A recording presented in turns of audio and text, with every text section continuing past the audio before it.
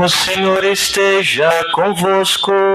Ele está no meio de nós. Proclamação do Evangelho de Jesus Cristo, segundo Lucas. Glória a vós, Senhor.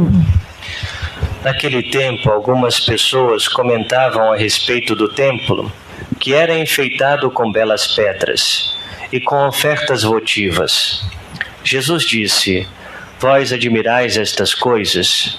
Dias virão em que não ficará pedra sobre pedra. Tudo será destruído. Mas eles perguntaram: Mestre, quando acontecerá isto? E qual vai ser o sinal de que estas coisas estão para acontecer? Jesus respondeu: Cuidado para não serdes enganados, porque muitos virão em meu nome dizendo: Sou eu. E ainda o tempo está próximo. Não sigais essa gente. Quando ouvirdes falar de guerras e revoluções, não fiqueis apavorados. É preciso que estas coisas aconteçam primeiro, mas não será logo o fim. E Jesus continuou: Um povo se levantará contra outro povo, um país atacará outro país. Haverá grandes terremotos, fomes e pestes em muitos lugares. Acontecerão coisas pavorosas, e grandes sinais serão vistos no céu. Antes, porém, que estas coisas aconteçam, sereis presos e perseguidos. Sereis entregues às sinagogas e postos na prisão. Sereis levados diante de reis e governadores por causa do meu nome. Esta será a ocasião em que testemunhareis a vossa fé. Fazei o firme propósito de não planejar com antecedência a própria defesa, porque eu vos darei palavras tão acertadas que nenhum dos inimigos vos poderá resistir ou rebater. Sereis entregues até mesmo pelos próprios pais, irmãos, parentes e amigos, e eles matarão alguns de vós. Todos vos odiarão por causa do meu nome, mas vós não perdereis um só fio de cabelo da vossa cabeça. É permanecendo firmes que ireis ganhar a vida. Palavra da salvação. Glória a vós, Senhor. Ave Maria, cheia de graça, o Senhor é convosco. Bendita sois vós entre as mulheres, bendito é o fruto do vosso ventre, Jesus. Santa Maria, Mãe de Deus, rogai por nós, pecadores, agora e na hora de nossa morte. Amém. É permanecendo firmes que ireis ganhar a vida. Caríssimos irmãos e irmãs, nós estamos celebrando o 33º domingo do tempo comum e já na semana que vem vamos celebrar Jesus Cristo, Rei do Universo, e assim nós encerraremos o ano litúrgico. E nessas últimas semanas, Jesus vem nos falar da sua segunda vinda, vem nos falar da parousia, ou aquilo que chamamos de fim dos tempos, fim do mundo. A liturgia, ela quer nos recordar exatamente isso, assim como termina o ano litúrgico para iniciar um outro ano, a igreja nos faz então refletir sobre o fim dos tempos. Mas veja, talvez nós, diante desse acontecimento, ou quando falamos do fim dos tempos, pode causar para nós uma certa repulsa, um certo receio, um certo medo. Mas veja, Santo Agostinho, quando vai comentar essa passagem, essas palavras do Senhor, ele diz o seguinte: não coloqueis resistência à primeira vinda do Senhor, porque não colocando resistência na primeira vinda do Senhor, não tereis temor, não tereis receio da sua segunda vinda. O que Santo Agostinho quer dizer com isso? Ele quer dizer o seguinte: que nós não devemos colocar resistência à palavra de Deus que quer tocar o nosso coração. A palavra de Deus que quer mudar a nossa vida. A palavra de Deus que quer guiar os nossos passos. Não coloquemos resistência àquilo que é a vontade de Deus. Não coloquemos resistência de ir ao encontro de Jesus através do sacramento da confissão, através da Eucaristia. Não coloquemos resistência na graça de Deus que quer alcançar a cada um de nós.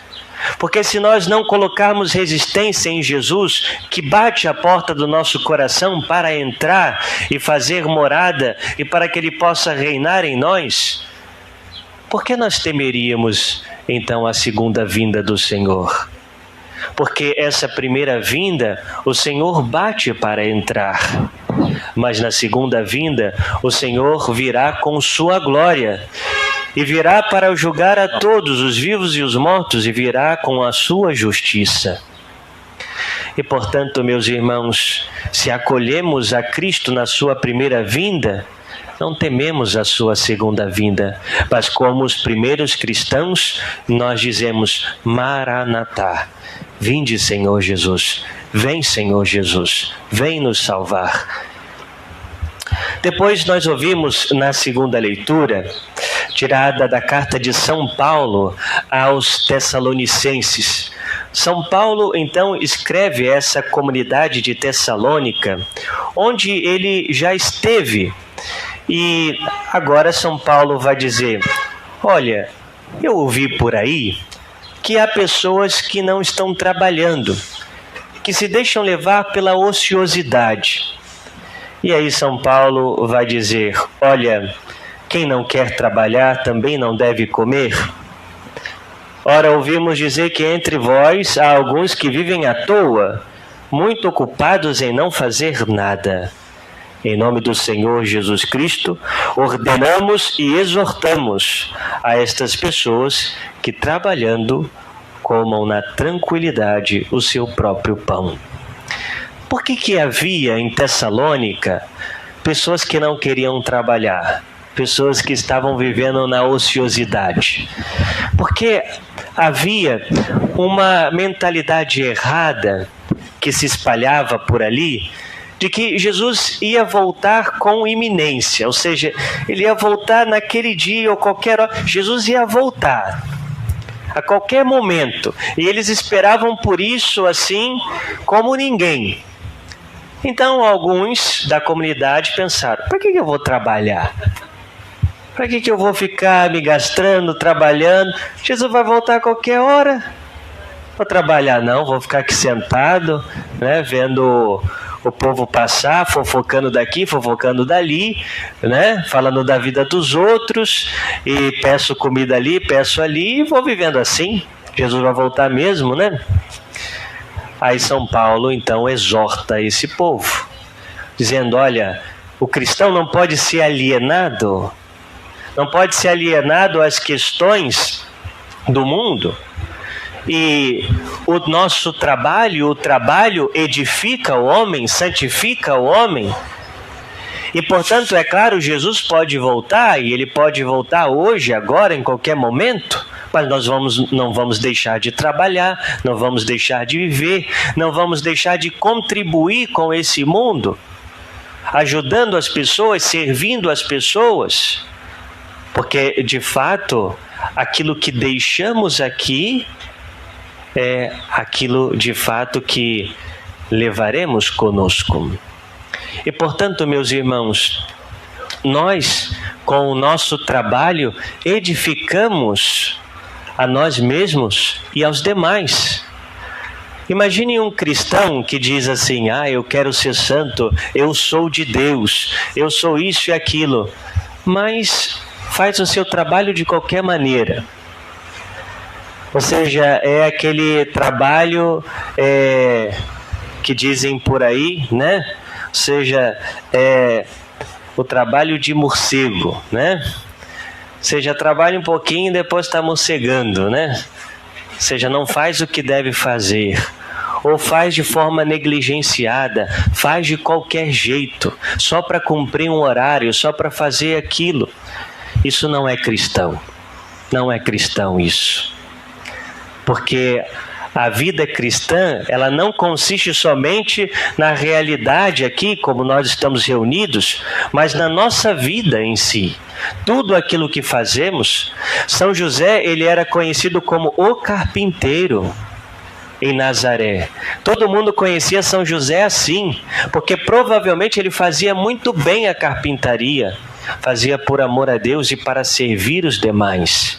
E todos aqueles que recebiam o trabalho de São José se alegravam, porque era um trabalho bem feito, porque era um trabalho feito por amor a Deus. E o nosso trabalho cotidiano também deve ser assim, por amor a Deus, para que santifiquemos a nós mesmos e aos demais, para que possamos evangelizar com o nosso trabalho. Pode não parecer, mas um trabalho bem feito pode edificar uma outra pessoa, evangelizar uma outra pessoa. Às vezes nós pensamos assim, que para começar a buscar a santidade, nós devemos fazer milhares de coisas.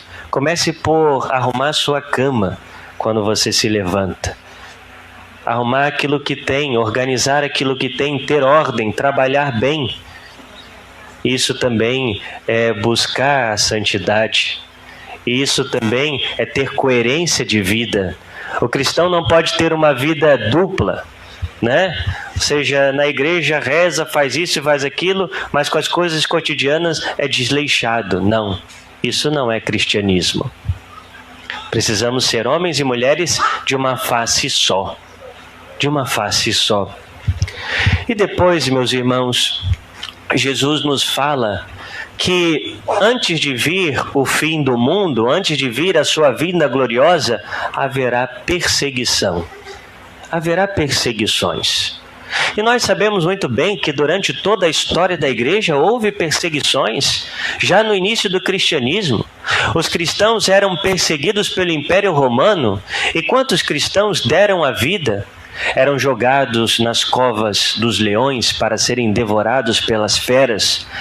Assim morreu Santa Felicidade e Santa Perpétua. Assim morreu tantos outros santos da igreja, mártires, que deram a vida por causa de Jesus. E depois, com a invasão dos bárbaros, que também na Europa mataram a muitos cristãos. Depois vemos as grandes revoluções modernas, como a Revolução Francesa, que levou muitos cristãos religiosos também à guilhotina. Quando nós olhamos também hoje, seja sobretudo hoje no Oriente Médio, nos países árabes, muitos cristãos perseguidos, na China, muitos cristãos católicos, padres presos. E hoje nós encontramos também na América, sobretudo na Nicarágua, há pouco tempo 10 sacerdotes presos por causa de um governo totalitário. E veja, meus irmãos, também no nosso país não é muito diferente. É claro que não há aqui perseguição ainda violenta, pelo menos à amostra, mas há uma perseguição para calar os cristãos. Há uma perseguição para calar a voz de católicos, de cristãos. E isso já tem ocorrido, né? Ou seja, o padre que há poucas semanas dizia algo sobre a doutrina, o que a igreja defende, né? E cortaram lá o canal da paróquia, porque o padre estava ensinando a doutrina da fé. Hoje nós já vemos essa perseguição tão clara. Querem calar a voz? Se nós defendemos a nossa fé, se nós dizemos que o casamento entre o homem e a mulher, vão dizer para nós que somos intolerantes. A intolerância significa que você não pode ter uma opinião diferente da massa dos demais. Se nós falamos contra a ideologia de gênero, nós somos intolerantes, porque na verdade temos uma opinião diferente. E a liberdade que nós vivemos hoje, sobretudo também no nosso país, é uma liberdade falsa, porque você tem que pensar como os demais. você não pode ter a sua opinião, não pode defender a sua fé cristã, pergunte para um jovem que estuda numa faculdade se ele tem a liberdade de dizer aquilo que pensa sobre a sua fé, ou se ele vai ser calado. Vai ser calado. Porque na verdade a intolerância não está conosco, mas com eles, porque não admitem que não pensem como eles.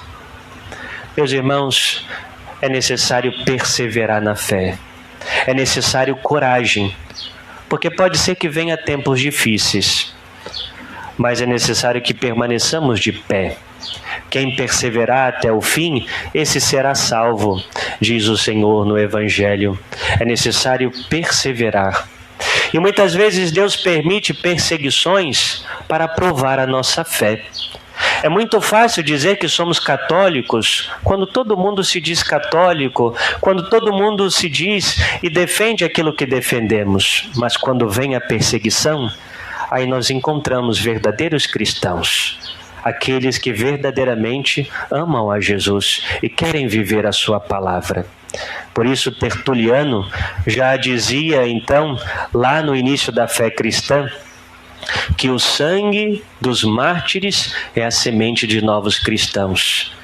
Ou seja, quanto mais se matavam os cristãos, mais se crescia a fé, porque o testemunho arrastava outras pessoas para viverem a fé. Que de fato nós estejamos com Deus, não temamos a perseguição, o Senhor está conosco, mas que sejamos fiéis, que não neguemos a Deus, não neguemos a sua palavra, não neguemos os seus ensinamentos, porque a nossa vida está escondida em Deus, porque a nossa vida, sabemos, não se limita a essa realidade, mas a vida eterna. E para lá que nós caminhamos e para lá que queremos chegar. Louvado seja o nosso Senhor Jesus Cristo. Para sempre seja louvado.